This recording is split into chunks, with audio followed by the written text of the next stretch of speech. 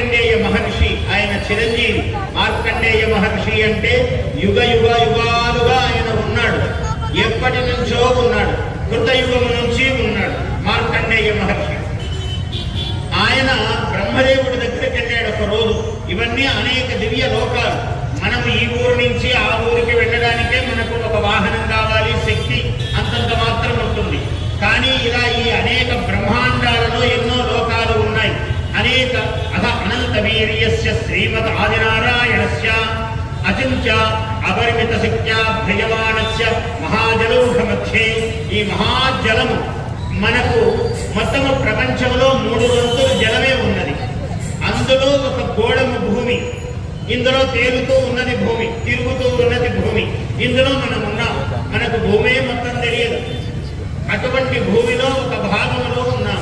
ఇలాంటి అనేక సూర్యేందుకోటి బ్రహ్మాండానాం ఏకతమే వ్యక్త వ్యక్త మహదహంకార పృథివీ ఆపస్తేజో వాయురాకాశాది ఆవరణై ఆవృతే అన్నాడు.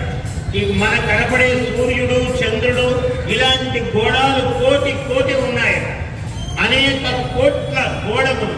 ఈ అన్ని గోళములలో మధ్యలో ఉన్నటువంటి ఒక భూగోళములో మేము ఉన్నామయ్యా అని చెప్తూ ఉన్నాడు. మన ప్రాచీన ఋషులు చాలా జ్ఞాన విజ్ఞాన సంపూర్ణులు, వాడు ఎన్నో విశేషాలు చెప్పారు. అటువంటిది మనం ఒక భూమండలంలో ఒక మూలకెక్కడో ఒక చోట ఉన్నాం. దీనికే మనం చాలా ధనవంతులమని, మనం పెద్ద జ్ఞానం గలవాళ్ళమని, మనం పిలిస్తే 1000 మంది పలుకుతారని, నాకు ఒక 20,000 మంది ఓట్లు వేస్తారని అనేక విధాల అహంకారాలు ఉంటాయి మనకి. కానీ అమ్మవారి యొక్క శక్తి ముందు మనం ఒక పరమాణువు కూడా కాదు.